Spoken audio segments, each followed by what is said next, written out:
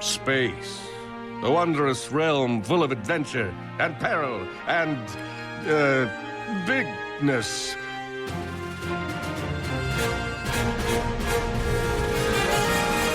Welcome to Now Playing Podcast's review of Ratchet and Clank. I am on a mission of galactic importance. Galactic importance. You must have ruptured your CPU. Part of Now Playing's video game movie review series. We're gonna have so much fun! Hosted by Arnie. I do bring a certain level of zing to the table, don't I? Justin. Prepare to be blown away by my epic humility. And Stuart. 1 minute, I'm laughing hysterically. Then next minute, I'm laughing maniacally. This podcast may contain detailed plot spoilers and mild language. Anyone else feel like we should have shot something by now? Because it really feels like we should have shot something by now. Thank you. Listener discretion is advised. All right, pal, you ready? It is about to get real.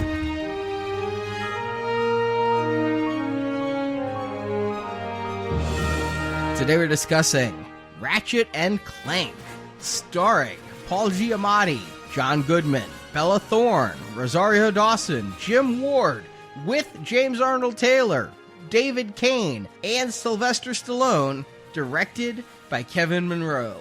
This is the Now Playing co-host, ready to kick some asteroid, Arnie. And Stuart. And this is Justin. Welcome back, video gamers, to a movie that has a respectable budget. It cost $20 million to make. Respectable names behind the microphones: Giamatti, Goodman, Stallone. I don't know why you'd ever hire Sylvester Stallone for voice work, but they did. Yeah, respectable. Do we have respect anymore? Like, why do we keep doing these animated things? When did I become the kids show reviewer? I feel like this year particularly has been punishing with all those 21 Pokemon movies I watched, 2 Angry Birds. I mean, 2. Well, you're the one who flushed your children after Mutant Ninja Turtles. You could have used them this year. Mm-hmm. But when you're adapting video games to film, not all of them are going to be hard R-rated doom. Sometimes you're going to get ones that are aimed at all audiences, like Super Mario Brothers, or in this case, if you're going to take a 3D animated style game and put it in a movie, why not make it a 3D animated movie? All right, let's start with the game, because I've never ever heard of these characters. There's a game series called Ratchet and Clank. Yeah, I mean, it was a PlayStation 2 game that came out back, I think, 2002 or so. And it's one of these games that, like, I remember it. I played it a little bit. I know my son played it. He was about 7 or 8 at the time, and it was more his speed. And it looked pretty good at the time, as far as graphics went. But it kind of lives in my brain in the same space as, like, Toe Jam and Earl and Earthworm Jim. You know what I'm saying? Like Crash Bandicoot. Yeah, C-list arcade characters. Yeah, agreed. Yeah, that's exactly where it was for me. I was aware of Ratchet and Clank because it came out on the PlayStation 2, and it was one of the big games out there when I bought a PlayStation 2, but I wasn't really interested in it. I mean, PlayStation was trying to get their Mario. I mean, Sega had Sonic, and Nintendo had Mario and Zelda. PlayStation was looking to have their own family-friendly game, and Ratchet and Clank seems to be the one that took off. I was surprised that it only came out in 2002, because as people who have listened to this video game series know, that's around the time I started to get out of video games a little bit, and I especially not played too many console games, but this was never ported to PC. I hadn't played any of these, though, and I actually had to go on a mission because I knew they had remade the original 2002 Ratchet and Clank in 2016 for the PlayStation 4 for this movie, where they incorporated footage from the movie and changed plots and changed everything, but called it like a remake of the original game. Well, I don't have a PlayStation 2 at the ready.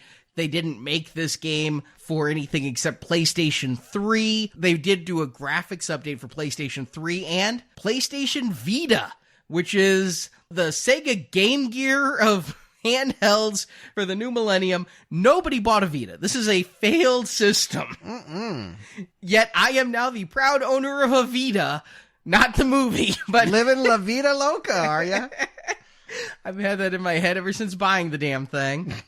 Is that the one with the little mini discs? No, it has little cartridges, and everything I got I pretty much downloaded from the PlayStation Store. They do not have a lot of games, and most of what they have, because it was a bigger hit in Japan, seem to be some PG-13 rated anime swimsuit stuff in the PlayStation Store that I do not want to go down. But yeah, I was able to get the original Ratchet and Clank trilogy for this, and damn, what a fun game that original 2002 game is. I sometimes play games for this video game retrospective. I'm like, what is this postal shit? But with Ratchet and Clank, I kind of went in a little reluctant and ended up having a hell of a fun time. The gameplay, Stuart, I know this isn't going to mean a lot to you, but Justin, you'll probably get it. The Lego games ripped this off. Oh, all right. It's a 3D platformer where you run around and you smash boxes and you shoot creatures. And every time you do, bolts and nuts fall out of them. You know, like his name is Ratchet, so you get the bolts and pick them up. Just like in the Lego games, you get the Lego bricks. And then when you get enough bolts, you can buy more guns and buy more ammo. It is exactly like those Lego games. Only one of the fun things about the Lego games is you also, like I've played the Star Wars ones, the Batman ones, you get this slew of different characters you can play. Here, you play as Ratchet, and Clank is a robot that was made by accident. The origin is a little similar to this movie. There was the evil Chairman Drek making a robot army, and one of the robots was a misfit, crash landed on the planet where Ratchet lived, and Clank, you pretty much ran around with him on your back the whole time, and he would get like propellers, and that would allow you to fly short distances, or he'd get jets that would allow you to swim a little better, and it was a lot of fun, and it was also really kind of subversive, because the whole thing was the bad guy ran a corporation that polluted and just was trying to make another planet that he could pollute again, and they're making fun of superhero conventions. There's this Captain Quark who, it reminded me nothing so much as Mystery Men and the Greg Kinnear character there, who was the superhero that wore all the logos on him, like the NASCAR character and whatnot, because this superhero's constantly showing up in TV commercials for various things that you go to in the game. It had a snarky attitude, an anti-consumerist attitude, and was just a fun game to play. I strongly endorse those early Ratchet and Clank games. I suspect that I would like this game. Watching this movie, I tried to figure out what it might be. And is it a side scroller? Is that like... side scrollers are so 1999. Okay. This is a 3D game, so it's the equivalent, it's what side scrollers turned into, but the camera's behind the person, and so... Tomb Raider. Yeah, very Tomb Raider. Okay, I mean, I liked Tomb Raider, and I typically like games where you played like a cute character. I assumed because Ratchet was a mechanic that he built a lot of things. So, like, some of it was about getting parts. You said you would get screws and wrenches and what have you, that you're trying to ultimately construct a ship or something? Well, no, you do minor repairs and you do side quests. The fun thing is your main weapon is a wrench, so you never run out of ammo when you're just smashing things with a wrench. But then you can also throw bombs, you can have a flamethrower. A lot of the weapons seen in this movie are from those games. But, like, you could get to a point where you need to open a door, and you open the door by turning a nut with your wrench, and then the door opens. But you're not really building stuff the way you kind of do in those Lego games. You're right. In Lego games, you find the pieces and you can build a ship and fly away. Here, you're buying them and they're basically currency, but there are times when your character will want to build something, and he does kind of look up to this Captain Quark. Now, I haven't had time, there's not enough time in my life to play all of the games that have come out in the Ratchet and Clank series. How many are there? 13 games. Oh my God. Wow, I didn't know it was that prolific of a series. Seriously, I feel like I'm pretty up on like kid culture, and when something happens, I would have noticed these guys on a shirt, on a lunchbox. I have nieces. This was a thing? It was always more niche. You know what I'd equate it to? Metroid. Metroid is a huge thing for some gamers, but it was never Mario big. It was never Sonic big. I think this is up there with Metroid. It had its hardcore fans, and it had a lot of fun gameplay. People bought a lot of them. I was surprised that they graduated to a feature film. It just does seem like, why not Toe Jam and Earl, you know?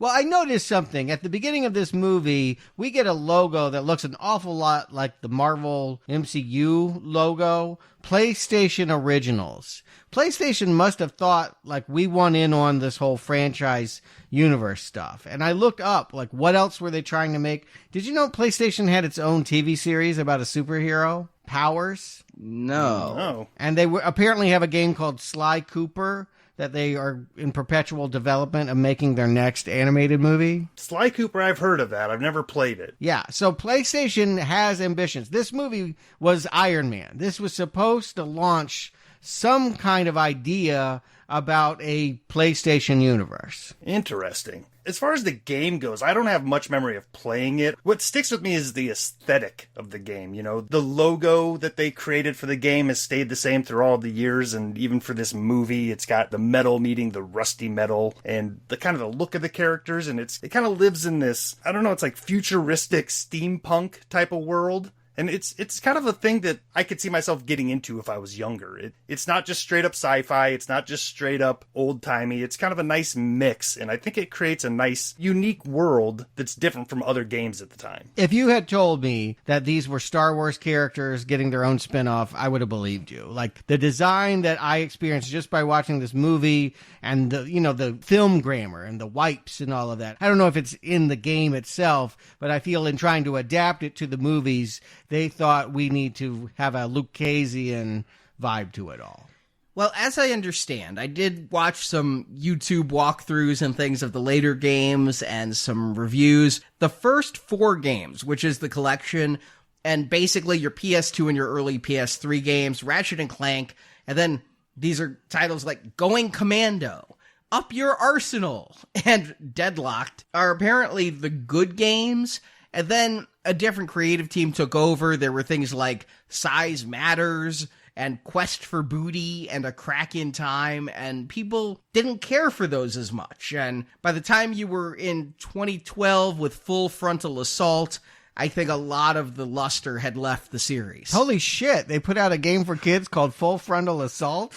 I can imagine why it was not successful. Yeah, they keep pushing the innuendo a little too much on those. But I can also imagine that, yeah, if you loved a game in 2002 and thought it was funny, 10 years later, you've outgrown that. Like, the audience grew out of it and the new one didn't. They found something else to enjoy. Yeah, I mean, there were spin-offs. They did what they called the Future Saga. But I would say that the early game didn't have a lot of Star Wars to it. If anything, it had more Spaceballs with the idea of a corporate overlord wanting to destroy planets. We see that here. That kind of reminded me of Spaceballs and the Statue of Liberty stealing the air. Sure, no, it's definitely irreverent. I don't mean to imply that they were going for Star Wars. At no point do I sense that, but just design stuff. I feel like this Lombax, as I guess what Ratchet is, he's a one-of-a-kind alien. He could have existed in the prequels. I definitely feel like there's land speeders here, there's TIE fighters, there's things that I recognize as Star Wars ships. The thing that I would have said, playing this first game, without ever having seen the movie, my reference was that Ratchet was kind of like adolescent Han Solo, like a very younger than in the Solo movie Han Solo, where he was an adventurer, but also really out to make a buck. Very much about how can I get paid, how can I get, a reward for what I'm doing. Clank, while he does have a C-3PO-ish vibe to him, what he reminded me of was, and this is really deep Star Wars cut, is Blue Max from the old Han Solo novels from the 70s. Wow. You just lost everybody. Yeah, Blue Max, sure, that's exactly what I was thinking. Yeah, the Blue Max group, Mm-hmm. But no, it's a little sarcastic, tiny computer that Han Solo hung around with. And because I think I got the Han Solo vibe off Ratchet, that's where I went with Clank. And so I felt like it was trying to be not Han and Chewie, because Clank was also a little sarcastic, but like Han and a tiny action-loving 3PO on an adventure. But again, you have to understand that like some of their adventures were dealing with fitness gurus or trying to help a pro skateboarder escape some aliens. I mean, it was not a very serious game. It was all very fun and just kind of, irreverence the word you used, and I would definitely agree with that. Yeah, I think the movie retains that. Having not played, again, I never seen a single frame of this game, I can see that the spirit of it was definitely tongue-in-cheek. And I'll say this, back in the day, when this came out, 2002, we're right in the heart of the Star Wars prequels, and I can't say that I have any memory of this giving me any feelings of being a Star Wars ripoff or even a Star Wars wannabe type of thing. But Stuart, what you're saying is a lot of that stuff comes through in this new modern movie. So something happened between the inception of this game and where it became a modern version of it. And a lot of the designs are changed. Ratchet's outfit here is different. Some of the ships are different. Yeah, I mean, I can't say I got a Star Wars vibe off of it beyond the Han Solo reference, the ship designs and the alien designs. None of it said Star Wars to me. In fact, it went the other way. I would think more Ren and Stimpy than Star Wars off of that original game. But here, it's funny you say Star Wars because the voice of Ratchet is James Arnold Taylor, a man I've had the pleasure of meeting and interviewing a few times. The lead voice of Star Wars The Clone Wars. He's Obi-Wan Kenobi. Yeah, I'm really happy to see him getting a main role here. I mean, there's some big names on this marquee, but he's the main actor in this, and he's doing his best Marty McFly voice throughout this movie, and it's awesome. And apparently he's the voice in the game itself as well. Like, he's always been Ratchet. He did it all but the very first game. He's a very prolific voice actor. I mean, that's what he does. So, all right, I get it. PlayStation wants to start something. This is a relatively low-cost investment. $20 million budget is even less than they had for the first Toy Story. And so, honestly, it's a debate as to whether you go with theaters or not, right? Like, this almost feels more for the market of that home animation, like Barbie has 1 million movies and just stuff that I wouldn't have to pay attention to. I don't remember this coming out in theaters. I have no memory of seeing a poster, a trailer, anything. I don't know if I remember it or not. I think I have, phantom memory, but when it came out, 2016... what I'm reading is it opened at number 7 at the box office. It was killed by Jungle Book and Zootopia around the same time. I definitely remember Jungle Book coming out. And Ratchet and Clank isn't something that would have gotten my attention. So I might have known, maybe there was an opening, please silence your phones like they did for the Lorax. I mean, if it wasn't for the silence your phones, I wouldn't remember the Lorax had a movie either. No, I mean, I'm aware of those. I don't go see them, but I'm aware these things open. I don't think this had a very big presence. I don't think there was a really big, true attempt to make this work. They kind of threw it out there. They made it on the cheap. It only had to gross $20 million, and I guess it couldn't do that. It opened against Keanu, the film that makes you realize you want Peele directing a movie rather than starring in a movie, and Mother's Day, which is all about Julia Roberts in a really bad red wig. This thing, like you said, 20 million, you got to look at about 40 as a break even. It did open in almost 3,000 theaters. Wow. It's not like it got a limited release. Okay, well then I really don't understand. I don't understand anything. I don't understand the world anymore. But it only made a total of $8.8 million in its entire U.S. run, $5.6 million around the rest of the world, scraping together a 14.4. Yeah, at least we don't have to worry about this coming back like Doom.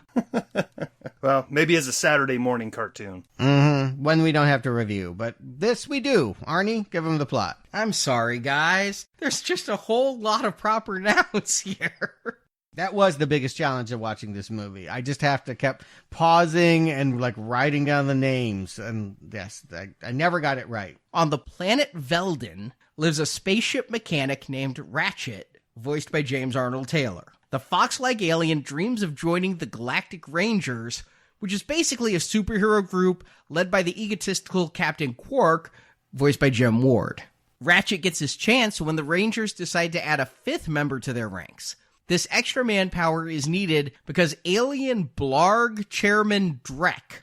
So the species is Blarg, the chairman is Drek, and he's voiced by Paul Giamatti. From the planet Quartu. Again, it's impossible. This is it's like Klingon, really. Drek has begun destroying entire planets with his deplanetizer laser, cherry-picking the best pieces of each planet to form a new planet called New Umbris, where the Blarg will live due to all of the pollution on their original planet. The deplanetizer was created by mad scientist Dr. Nefarious, voiced by Deep Space Nine's Armin Shimmerman, and he's aided by Victor Von Ion, voiced by Sylvester Stallone. Ion is the leader of Blarg's robot army built by Nefarious. But the machine built one defective robot, a tiny robot voiced by David Kay. This robot escapes from Blarg's ship and crashes on Veldin, where he meets up with Ratchet, and Ratchet names this little droid Clank. Together, they save the Galactic Rangers from Drek's army of robot soldiers, and thus they become famous and are inducted as new Rangers. But Quark feels overshadowed by the two new heroes, so he makes a deal with Drek to allow Drek to destroy another planet, so long as no one's harmed in doing so, in exchange for a good PR agent that will make Quark the most adored Ranger again. Ratchet and Clank infiltrate Drek's base, and Clank bests the larger Victor Von Ion by pouring water on the robot, rusting him, and Ratchet sees Quark and realizes the Rangers have been betrayed.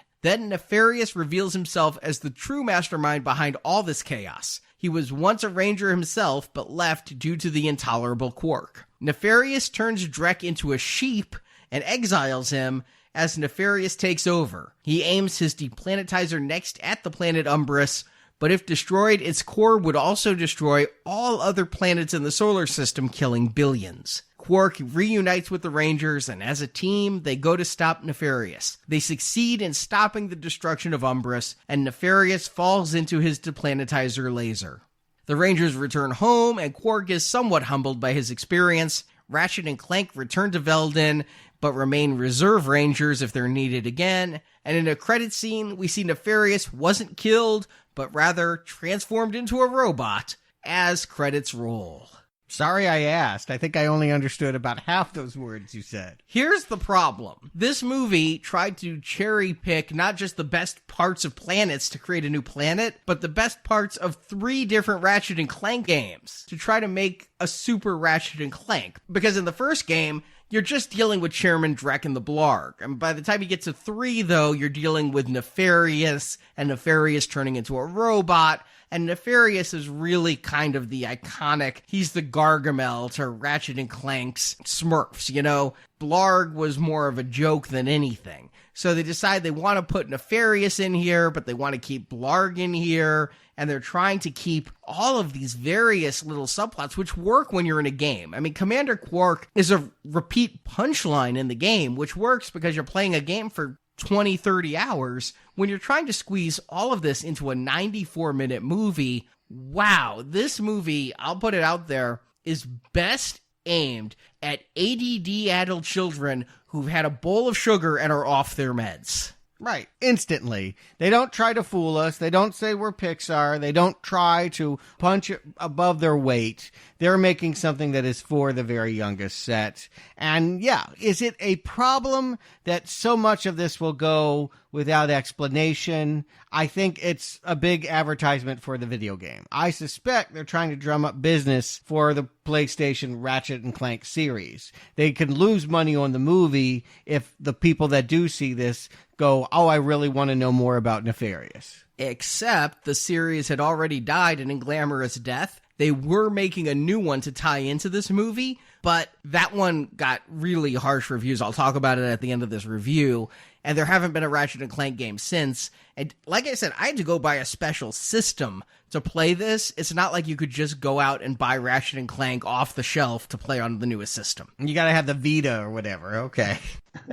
Hey, I can appreciate a movie that goes into the trouble of fleshing out some of this detail, naming the worlds, giving every character a name, and the technology is named, and just all these sci-fi things that if you don't want to invest too much, all you need to know is it's just shorthand for something that's alien to us. But if you're a 9-year-old or a 10-year-old kid and you really get brought in by this movie, it gives you like some homework to do after you get home from the theater. It's like, oh, I'm really into this. I want to know more about this character. I want to read his stats on the back of the video game, you know? So I can appreciate them putting some of this dense stuff in here that for guys like us, we can just gloss over. But younger kids can maybe, latch onto it and find something in this property to put in their heart. And I'd go the other way. Instead of Stuart saying they're making this movie hoping that they buy the game, I'd say that all of this detail, yeah, Justin is exactly right. If you don't know what they're talking about, it can just wash over you as noise and you can still follow the arcs and the plot. But if you've played the game, all of this means something to you because all of this is cherry-picked from the different games. All the weapons, all the characters, all the bad guys.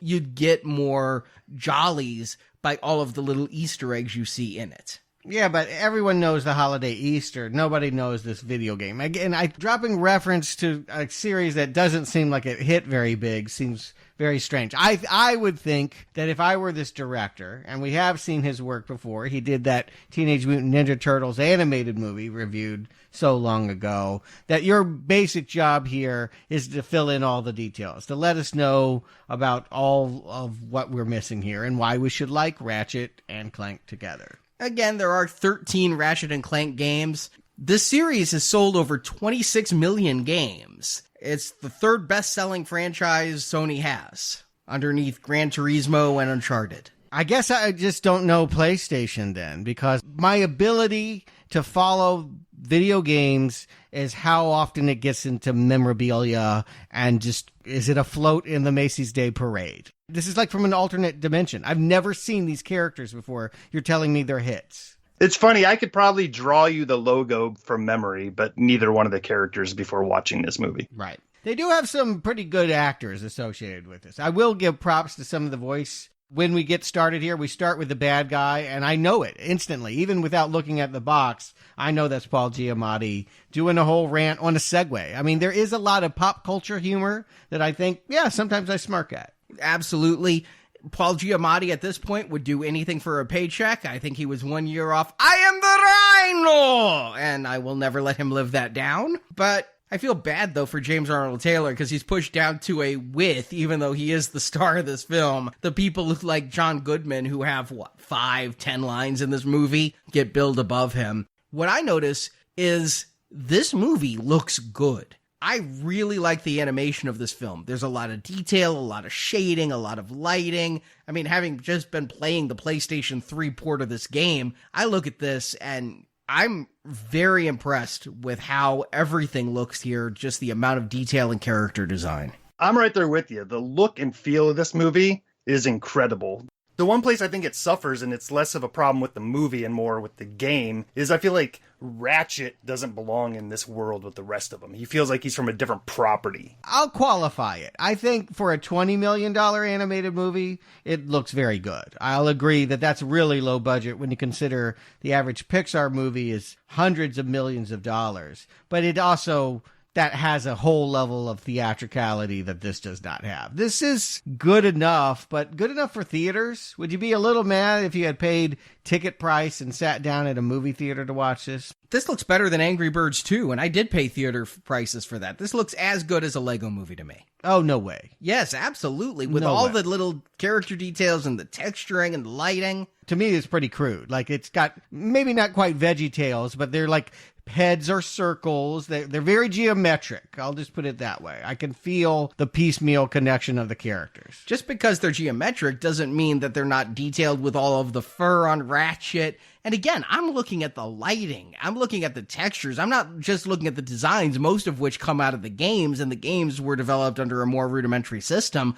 I'm looking at the facial expressions and the wrinkles on the faces. The sheer animation of it is better than Incredibles 1. No, come on. There's no way. I'm siding with Arnie here because there is some depth to their rendering. They have different levels of shininess on metals. There's great light auras bouncing off of glass and shiny surfaces. I will go to bat with Arnie on this one. I think the animation is above par here. 2016. This thing came out 3 years ago, and this looks competitive with anything else that would have been in theaters. Yes. Okay. Again, I'm going to be polite and say it looks okay, but I think that sounds crazy. There's no way this looks as good as any other animated movie that would have been out at that time. Then you're looking at different things when it comes to what animation is. I'm looking specifically, again, When mouths move, when heads turn, it's very crude. I think that it's very smooth, and I think the way that, like,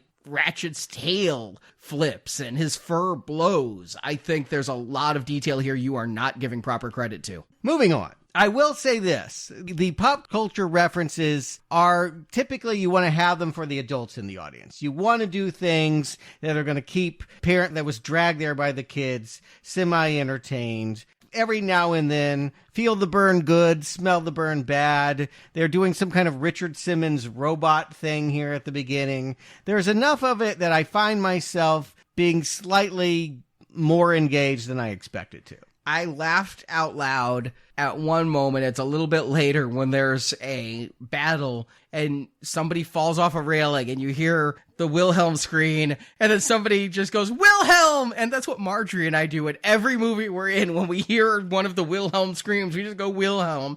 I couldn't not laugh. And yes, this movie's plot and how many characters there are and what their motivations are, I'm struggling to keep a hold of, but the one-liners are coming so fast, and there's just, it kind of reminded me of the old TV series Dinosaurs in some of the way that it was anachronistic humor, but it kept me smiling and laughing. Yeah, I'm going along for the ride here. I'm digging the style. I think the animation is good, and the voice acting is great for the most part. Now it's down to the story. Is the story going to be enough to keep me engaged with this hour-and-a-half long cartoon? And, you know, I don't have high standards for it, honestly. Like, I figured it's going to be some lame duo pair running around space. Like, knowing that it's meant for the youngest minds, I don't expect sophistication. I don't expect to cry. You know how, like, Pixar movies, there's always that moment where you're like, oh, God, I hope I don't cry in front of all these children. I'm not expecting any of that level of sophistication here.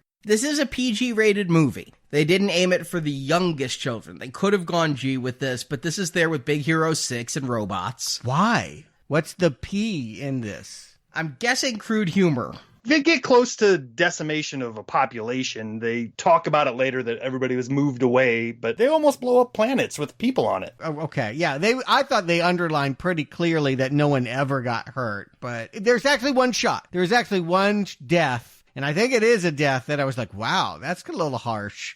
But for the most part, again, I've seen G movies that are just as challenging as this. I don't get it. I can't imagine a child I would say, no, you can't see this too. I agree. And the story here is an original story. It is not entirely based on the game, but what you have definitely feels more Star Wars. To me, Ratchet is Luke Skywalker. He's working for John Goodman as a mechanic, the way Luke was working for Uncle Owen. Ratchet dreams of being a space ranger, the way Luke wanted to go off and join the academy and be a pilot.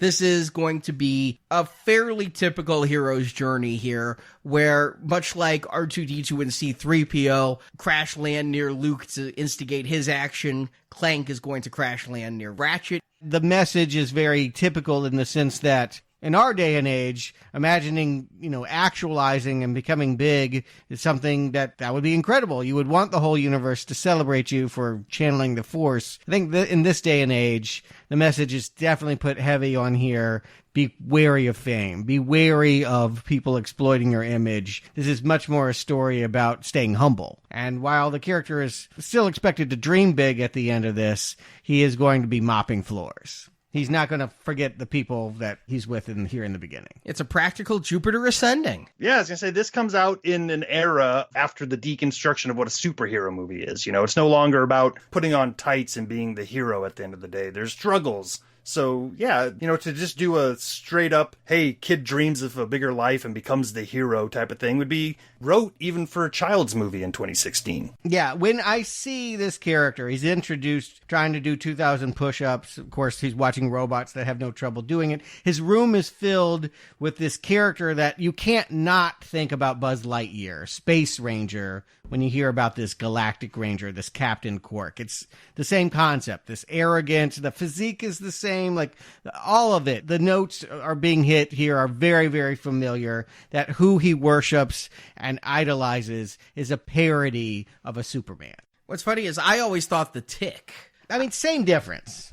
Oh yeah, he's got a Tick vibe looking, but with the Space Rangers, I think it's less from the Toy Story movies, but there was a Saturday cartoon of the Space Rangers that I think this whole team is borrowed from. I don't know if you guys watched any of that in your retrospective for Toy Story, but there was an animated based around Buzz Lightyear and his crew of Space Rangers. Oh, yeah. Yeah, Jacob drew that short straw. We made him watch that. A lot of the same vibes, a lot of the same style of characters are coming from directly from that series. It feels like a weird blend. To parody superheroes feels very topical 2016, but this, I thought they were telling me, is Star Wars. When we get into this early scene where an old guy is coming to pick up his ship, who's just supposed to have a seat adjusted, and he ends up, Ratchet has pimped it out with all these things unnecessary, and it turns it into this wild ride of magnetized metal chasing them through canyons. Again, that to me felt like a pod chase, and the fact that we end up in a deconstruction of superheroes, it's just maybe too much. Yeah, and they're trying to throw in things from multiple games that were subplots and make them plots. Again, Quark was a punchline that he was, for much of the game, Clank thinks Quark is the one who's going to save the galaxy. If we can find Quark, he'll save us,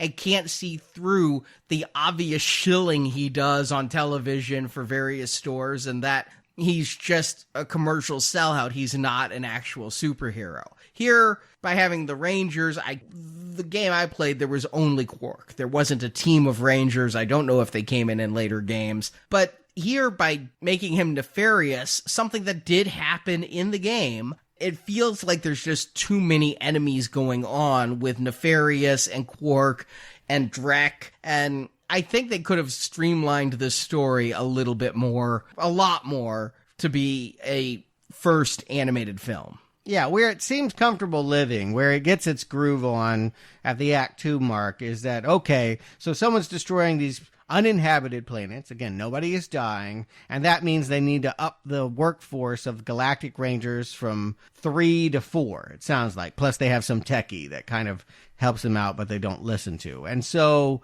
it's, Ratchet applying for the job, getting rejected for the job, and then ultimately getting in good because he meets Clank. Yeah, kind of an accidental hero. He's at his lowest point. He had his dreams smashed of becoming one of the superheroes with his idols. But here comes Clank, and Clank is coming to the planet to warn everybody of an incoming invasion. And I can't not love Clank. In the game, in the movie, voiced by the same guy in both, you've got this idealistic, literally bright-eyed do-gooder robot who's going to risk everything to save planets that he knows nothing about. His deadpan delivery, dry sense of humor, Clank wins me over. I actually found Ratchet to be a little annoying in the games.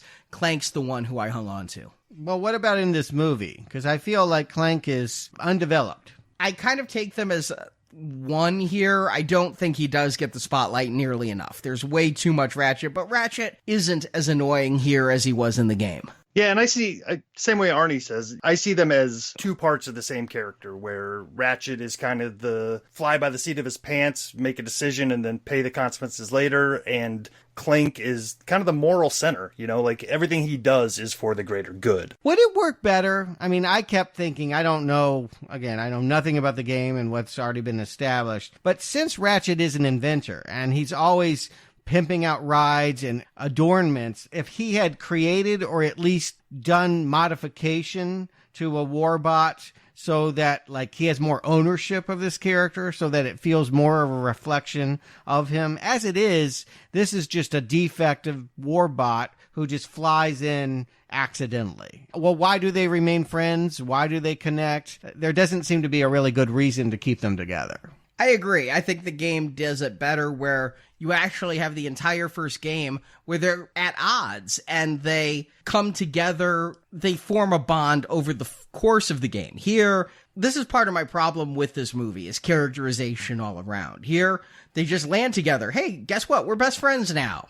Okay. I'm right there with both of you because I feel like the the middle act of this movie is where it kind of drags. And if it's going to be kind of dragging and it's just going to be kind of throwing out some plot points to convolute us towards an end we already know is coming, why not spend some of that time to do character development where we're endearing ourselves to the two main characters a little bit more? Yeah, I have to believe, I don't care anything about this plot. If you want to have a moral, that's great for the youngest of the audience. What I care for as an adult viewer is what's the chemistry between our two main characters. Buddy cop formula. Is it fun watching them play off each other as they fall into more scenarios and more trouble? I don't feel like they got a lot going on between them. And again, I kept thinking in my head of ways that they could, again, if Ratchet is always tweaking things, you will see that he messes with ships and what have you. Why wouldn't he mess with this little robot? And in the game, Clank gets upgrades all the time. It's not Ratchet necessarily that does them because you have to buy the upgrades, but you do buy upgrades for him that gives him the propellers and things. And like I said, in the game, Clank, for most of the levels, rides on Ratchet's back. He's an accessory. He gives you gizmos you wouldn't have had otherwise. It's not like I had said Sonic and Two Tails, but those are two different characters that you actually switch back and forth between playing. Here, it's really one character that the two together make it stronger. And I don't feel this movie has characterization at all. I feel like a lot happens, but I don't know why Larg is going through everything he is, why he is choosing to be evil versus colonize a different planet. I don't know until the very end why Nefarious is so bad. I don't get why Ratchet and Clank are becoming friends. Things are happening because they happened in the game, but they're not motivated actions in this film. Yeah, and I feel that was intentional. I actually feel like they said, if we don't tell you what this is, you'll be curious enough to go and play the game where it is explained. I feel like, again, they're more concerned about selling units than they are about selling these story. Again, you couldn't buy the games for working systems at this time. That can't be the motivation. But it still is an issue because it does feel like, watching this as a standalone movie, that it's almost the culmination of a season of a TV show where we're supposed to get a lot of this backstory and characterization prior to even coming into the theater and sitting down. Yeah, that's what I feel like I've done. I turned on to a Cartoon Network show that I've missed 180 episodes. And so a lot of the interconnection between these people running in and out are totally lost on me. And it's really just about, do I think their vamping and their aping of pop culture is amusing or not? And that a whole lot is put into the idea that we're to laugh at the vanity of this superhero Quark, who is going to really be tricked into being another villain. Like, his vanity is going to lead him into feeling like he's better off for his image when Ratchet becomes more popular than him as a ranger, signing up with the bad guy. I know Quark is not supposed to be the brightest bulb in the lamp, and again, this is a plot twist straight from the game, but I just don't follow exactly what he thinks he's getting here. He's agreeing to let them destroy a planet, and they're offering him PR. In the game, it would have made him look like a hero in his own way. Here, it's like he's going to sit back, let bad things happen, and then come out and, kind of like Charlie Sheen going into rehab. Just be like, I screwed up, but now I'm going to rehab and I'm going to be better. Yeah, they were trying to walk a line by trying to make him not too much of an asshole for being jealous of this newcomer. And by doing so, they didn't make him enough of an asshole for us to understand his motivation for allowing what happened. Yeah, I have to believe they looked at like what kids are seeing, and no doubt it's hard to explain. What is Paris Hilton? Why do people like her? Like, this idea of celebrity just because you're famous, and people doing things that are meant to get attention but aren't good to do. Selling that lesson and creating an equivalent in this movie, they tried, but yeah, this is the difference between Pixar and a pretender. Like, Pixar can really get to those adult ideas, and you can watch one of their movies as an adult and feel like, wow, I feel like you really understand something about the world. Here, I don't think kids are going to know why Quark betrays, and I don't think the adults are going to care that Quark betrays. I think that they didn't dig deep enough. I just don't see what his end game is unless he's absolutely stupid. And if he's absolutely stupid, there's better ways to do it than offering him PR. You could have had Drek just fool him instead of making Drek's underlings give him a foot massage. Yeah, I mean, you get the sense that he is wanting to be loved and that Ratchet has the new action figure. Ratchet is the one they want the autographs for. And yeah, if kids watched How You Got Famous these days, you go do something and put it on YouTube. They should have had a very understandable track from Quark signing up to what he thought he could get out of it. And it's unnecessarily confusing to the plot where somebody said it earlier, where we already have two villains. You know, why create another third villain out of a hero when it's not even necessary? He could have just been captured and they could have really just been going after him to save him. And that's a little bit of a lesson to his ego where he really does need a team and not just himself. It confuses an already somewhat convoluted plot with adding one more bad guy to the mix. If you want to do this slightly more cynically and much, much better, go watch Mystery Men, where Dr. Frankenstein kidnaps Greg Kinnear and he's trapped there, and then the Mystery Men, the ragtag bunch, have to go and try to save him, and I'm not going to spoil how that ends, but it's better than this.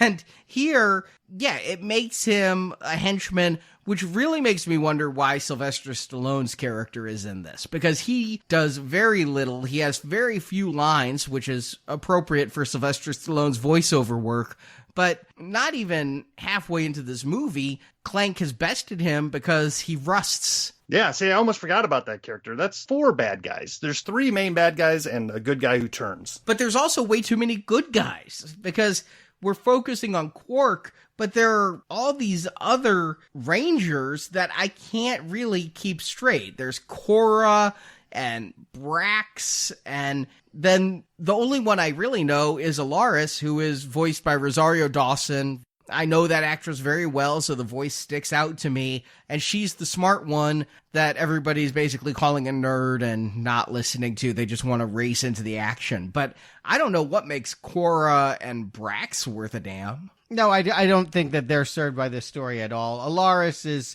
the counterpoint for Clank. You know, we see that when Ratchet joins the Rangers, he's going to emulate his hero, and Clank is going to be shuttled off to this broom closet, which is where they put the brains of the operation, Alaris. And so those 4 make sense in this story. Yeah, there's just a lot of characters and a lot of things are getting dropped in the meantime. Are you smiling? Are you laughing? I would say half and half. I mean, like, again, I'm not going to put too much on the story needs to make tons of sense. It's about entertainment value. And I would say the thing's moving along. It's occasionally humorous. The animation isn't that bad. Yeah, I mean, I guess I'm sounding like I'm coming off a little bit dour on this movie, but overall, I am enjoying the ride. You know, like I said earlier, I'm on board for the style of animation, so I'm not getting bored with the visuals. The story, even though it does seem a lot of unnecessary plot points are being thrown out, it's moving along at a good enough pace that I'm not checking out. I'm not checking out, but I feel like I'm having the least fun of the 3 of us because the one-liners really start to wear off on me after the 30-minute mark.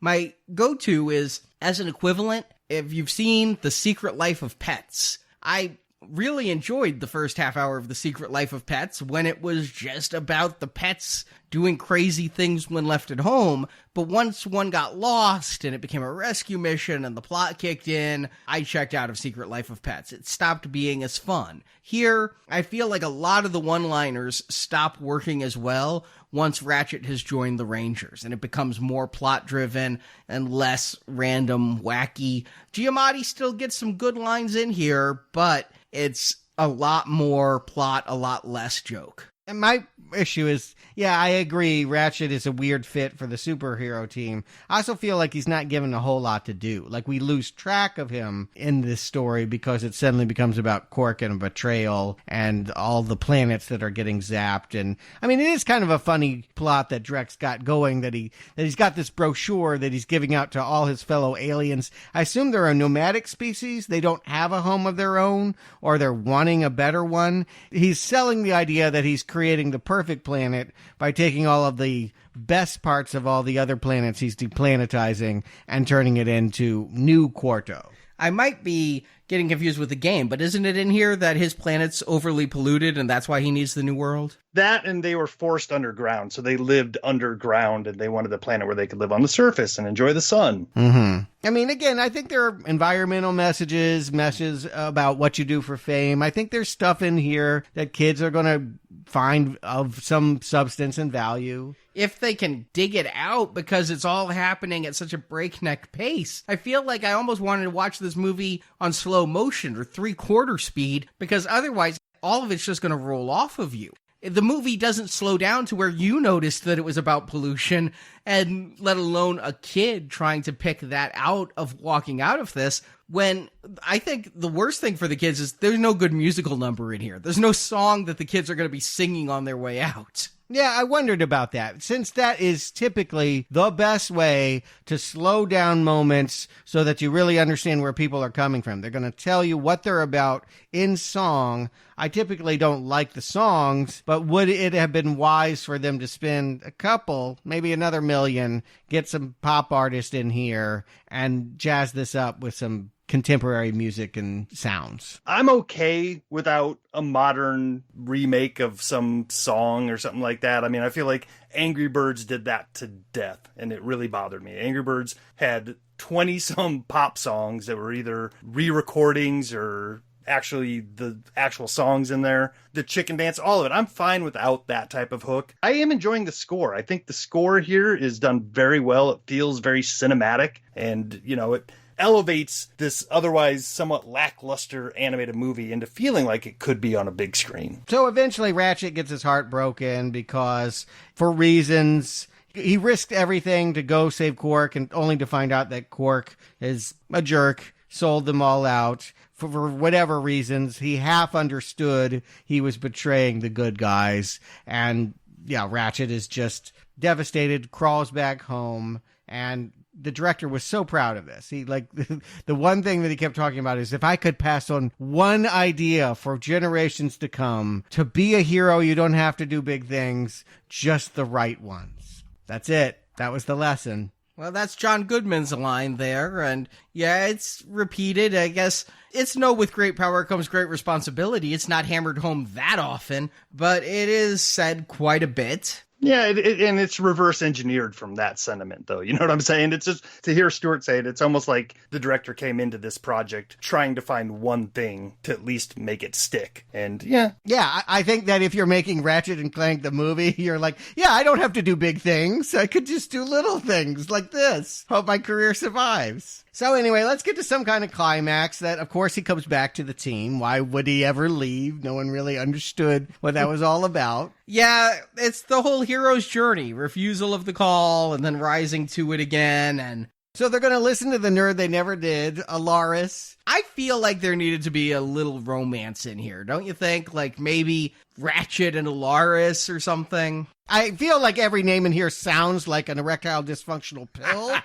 Like Novalis, Alaris. I'm like, are these blue and make you feel something? Like, I don't know. Yeah, I do think that, again, for me, it's about Ratchet and Clank. If they're the linchpin that ties all of this messiness together, I'm not saying a love affair, but I do feel like they needed to have a storyline between them. There needed to be something about their relationship that we follow. And as it is, they're just having almost separate adventures. That Clank is always fighting Stallone, and yeah, Ratchet is doing whatever he's doing. But Ratchet and Clank don't take out Drek. It turns out Drek's going to be undermined by his own Dr. Nefarious, which, with a name like Dr. Nefarious, how could you not? But there's so many betrayals and twists and turns in this movie. And don't get me wrong, I'm not saying this is Midnight in the Garden of Good and Evil complexity, but I'm saying that for this animated film that does not slow down to give you character,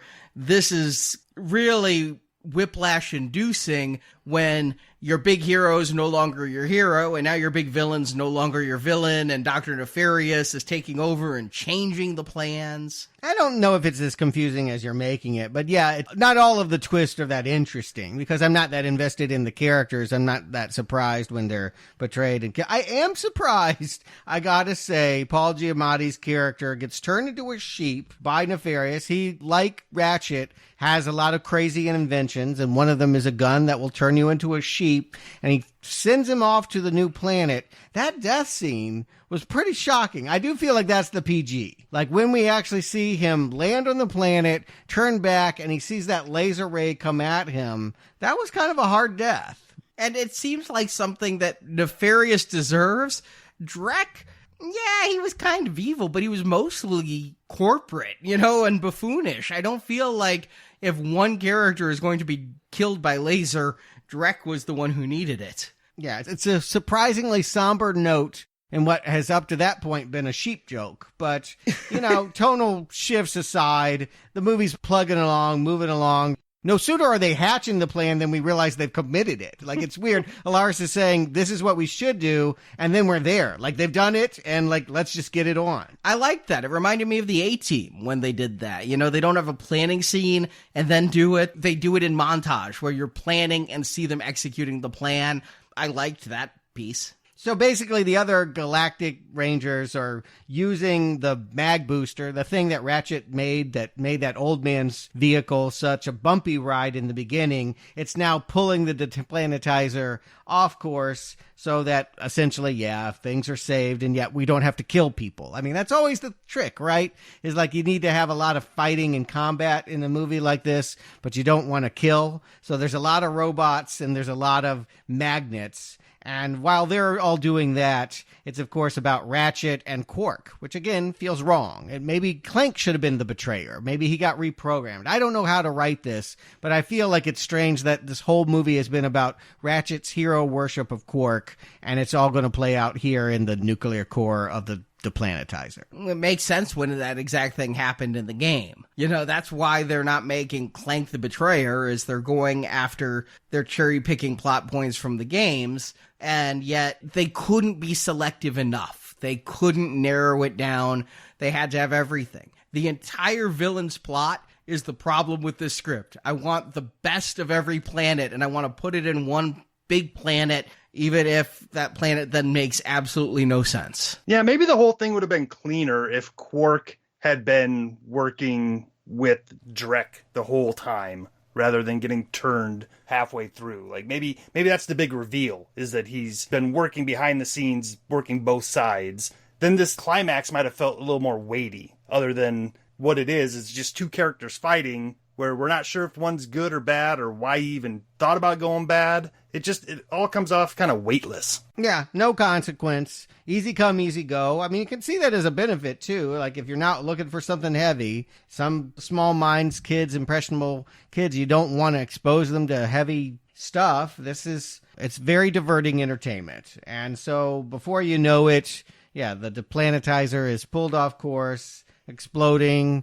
The bad guy falls in, I believe. How does he become a robot? I thought that we saw pretty clearly that it looked like his atoms vaporized. Yeah, he kind of disintegrated and reformed as a robot. Keep in mind, there's this robot-making machine that we don't even know why it made Clank. It turned him into a robot. Okay, but that was on a different planet. All right, that's fine. Let's not. I can see from the look on your face that I want to know no more about this. All right, so he becomes a robot. Sure, why not? Robots are fun. And you can beat on robots, and it's not considered violent. And he was a robot in most of the games. So we wanted to get him to his final form, his iconic persona. What I'm thinking of is Masters of the Universe movie, when Skeletor comes up, I will return. And then he never did because the movie bombed so fucking bad. And I think we're in the same boat here. Yeah, I mean, I think the underlying message there is it's easy to forget that this is a movie based on a video game property. It very much just feels like somewhat of an original idea where Sony wanted to put out something kind of like Megamind, you know? Because the games weren't to the mass pop culture enough to really drive that home.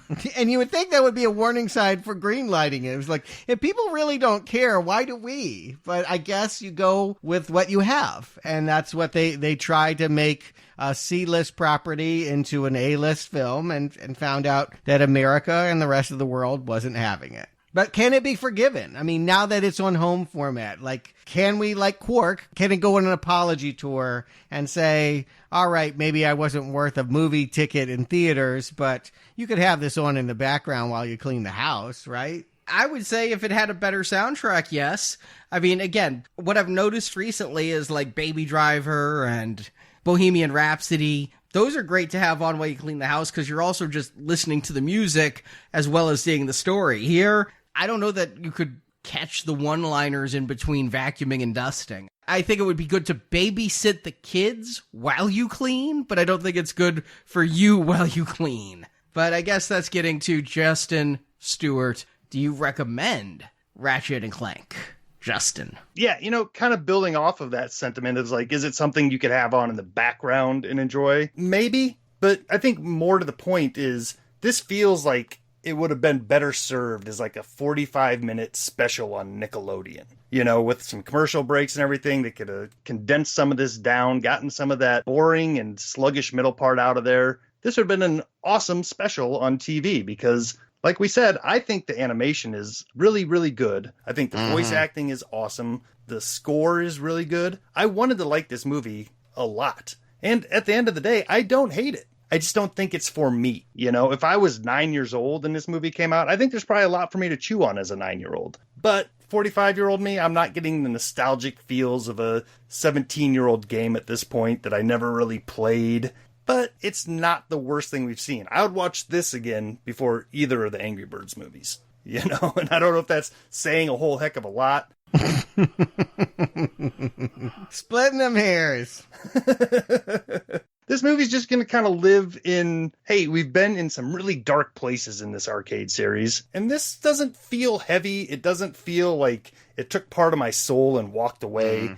It just feels like something that could have been more if the world was a different place. And I guess in 2019, we're sitting here watching a 3-year-old animated movie that just, it didn't suck. It also didn't light the world on fire. So I'm going to give it a mild not recommend, but with the caveat that I didn't hate it and I would watch it again. Stuart. Here's the sticky part. I've gone in so many directions previously when consuming and talking about kids' fare. Like, sometimes I have to invent imaginary children and say, oh, they liked it.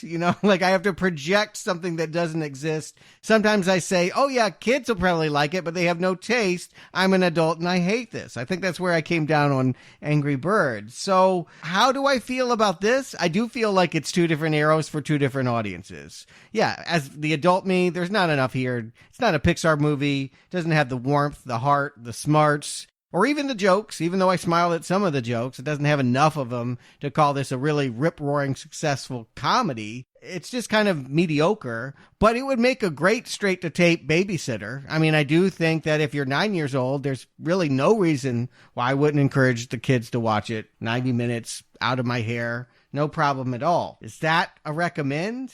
I'm going to say yes. And the reason why, I don't like birds. Angry Birds, I gave a red arrow because I hate birds. I'm going to give this a green arrow because I more or less like the character designs. I more or less feel like this is a game I probably would enjoy if I ever played it. So, yeah, the Star Wars-derived critters just eke it over the line. It's better than Clone Wars. It's better than some of the Star Wars cartoons I have watched. So I'm feeling charitable is really what it is. Happy Thanksgiving, everybody. I'm going to say this doesn't suck. And me, I was leaning towards recommend as the movie began, and I think I came in with a buttload of goodwill because I loved the game. I strongly recommend the game. It's a lot of fun. If you've played the Lego games and you're like, I want more of that type of fun, silly, irreverent action, go get these games. I had to buy it used because the system isn't made anymore, even though it's not that old. The Vita, I went and bought a used Vita and then downloaded these games from the PlayStation Store. Worth it, because I got the entire collection of these games. They're a lot of fun. I'm going to get 100 hours or more of play out of this, and that's going to be $1 an hour of fun, and I think that's a good rate. And so since I like these games so much, I came in, my heart was open to this movie, and it made me laugh, and it had the Wilhelm joke, and I'm like, yes, I'm enjoying this movie, not as much as the games, but I'm liking this movie. I'm liking the voice cast. I'm loving how the animation looks. But then it just kept going. If this had been a 30-minute short, I probably would have gone with it completely. But when it had to get into all of its twists and turns and try to have character development, but because there were so many characters and not enough time to develop them, and really not even just not enough time, but not enough interest in developing them, because you could have used the time you had better instead of having quite so many missions to just reveal a single plot point. I had to give this some real thought at the end, because I did smile and laugh at a lot of the one-liners, but I'm going to just be on the weakest of not recommends on this, which is to say it's one of the best video game movies ever, but still it's going to be just a slight red arrow. Yeah, I think we saw the same movie. We all three just said the same exact thing. I'm sure I'm wrong. I'm sure, don't listen to a thing I'm saying when I say mild green recommend for this film. Probably don't. Like, I think it's just Stockholm Syndrome. I've been beaten down by bad video game movies, and this one isn't nearly as bad as they usually are. So I'm feeling really charitable. I'm really feeling like, oh, good, I don't have to watch anything like this in the near future until we get to Sonic the Hedgehog. And I think one of the things that may have helped me make my decision is, as I said, in 2016, they re-released Ratchet and Clank, and I bought this, and I'm like, I read it was updated with stuff from the movie and updated graphics, but it's the first game, and I was wondering, because the plot of the game and the plot of this movie were quite a bit different, I'm like, how are they going to make this mesh? The answer is really, really poorly. The graphics are bad, like there's clipping errors in it where you walk through chairs, and you complimented the score, Justin. I think the score works fine in this movie, but the music of that first game was just a lot of fun. And they replaced the music from that with this. They've added all these levels to make it more like the movie, but then they took away some of the most fun levels from the original game. This thing got blasted. I didn't play it that much, but it got blasted by almost every reviewer. And to sustain the legacy of the games I liked so much is enough for me to say this movie, whatever jokes I found funny in it, is not worth it. That's a shame that they would take a beloved game like that and try to shoehorn this movie into it rather than just doing a nice update, you know? No reason to try to make the two things mesh when it's not necessary. You know, it's a shame, like, farting in a church is a shame. Like, it's a minor, like, embarrassment. It's not killing my childhood. I don't think anyone loves this thing to feel like, wow, the way that they're going to ruin Sonic the Hedgehog, this could never be. Go on YouTube.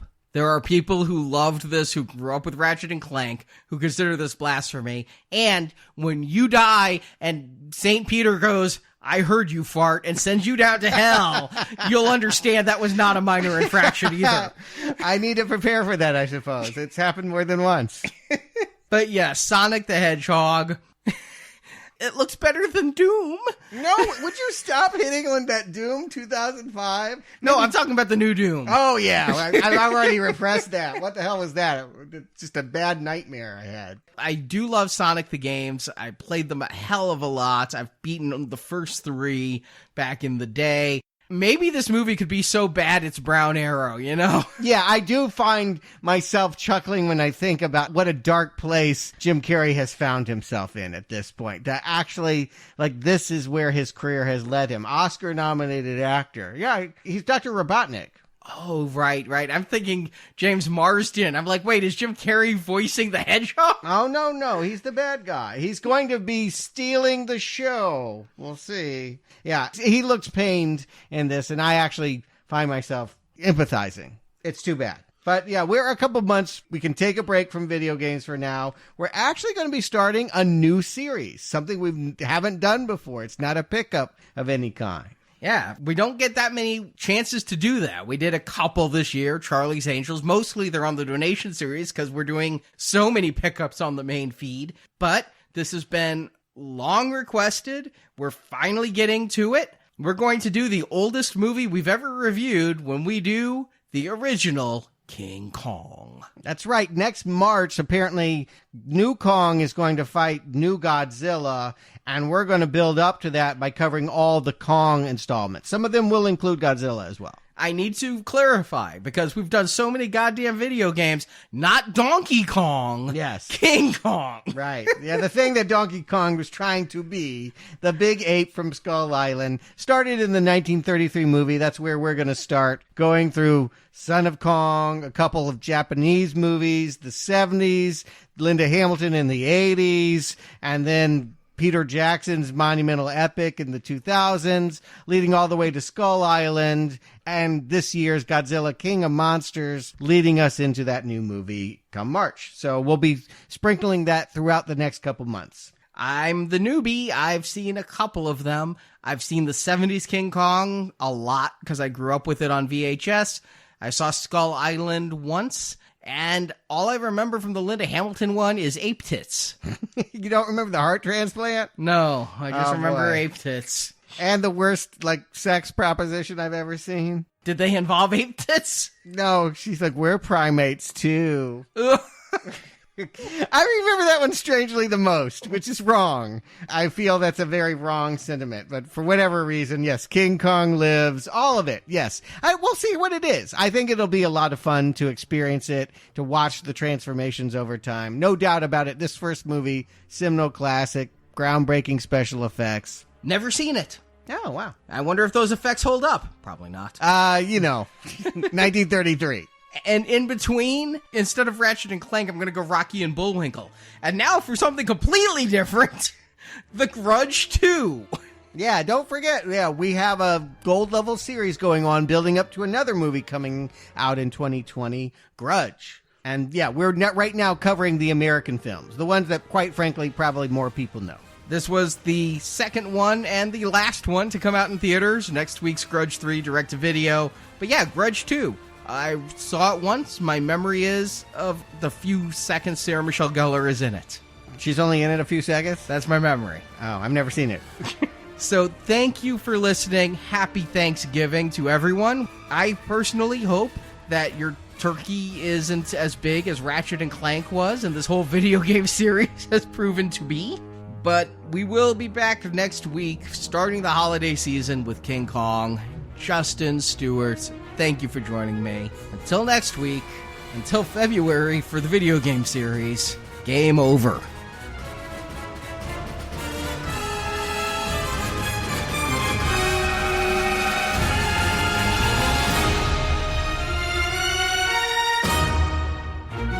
Mission accomplished. Thank you for listening to this episode of Now Playing Podcast. We hope you've enjoyed the show.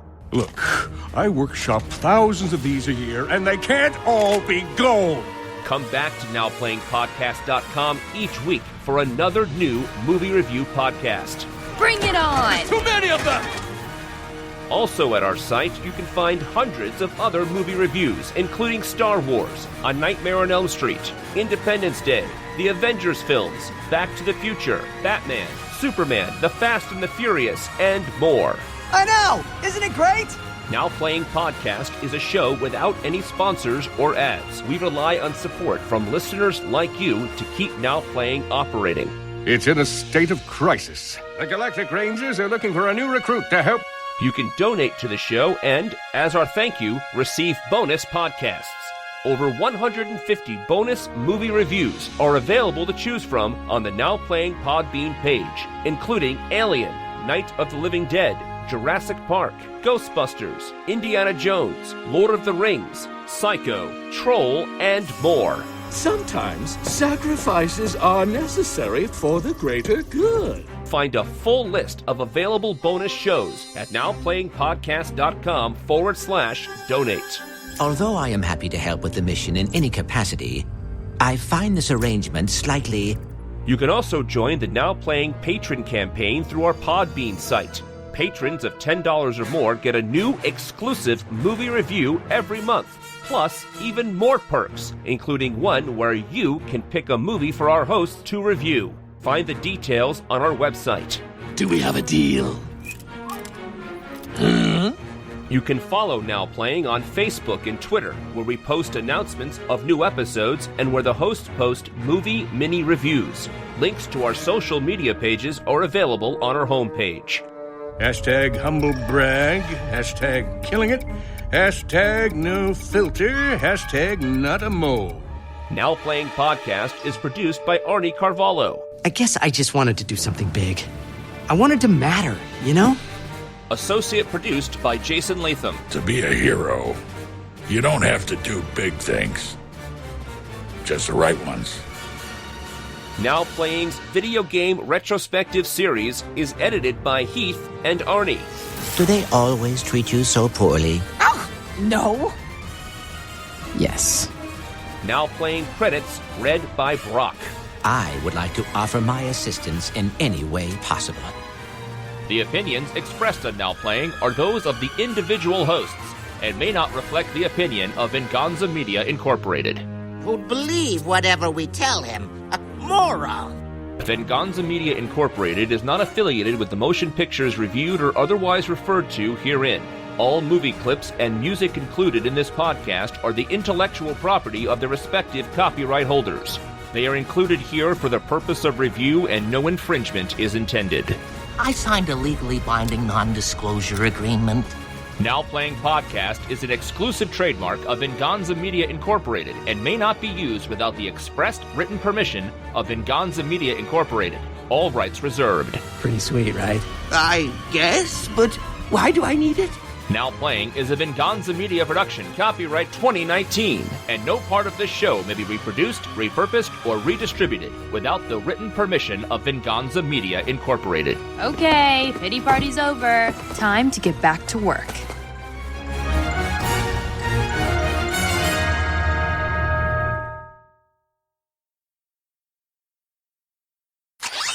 And Mother's Day, which is all about Julia Roberts in a really bad red wig. I thought Mother's Day was the one with Seth Rogen and Barbara Streisand. Yeah, they're probably in it too. It's one of those Gary Marshall. No, the road movie. So no, it's not. I'm confused. But there's that road trip movie with Barbara Streisand I'm thinking of. Oh, yes, there is.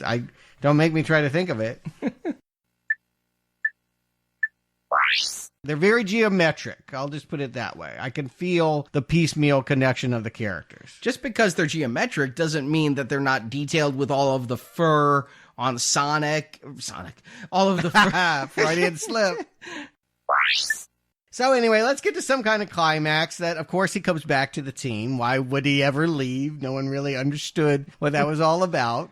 And Quark comes back too, and I don't understand why they let him so readily. No, he's not. He's still there on the deplanetizer. Oh, okay.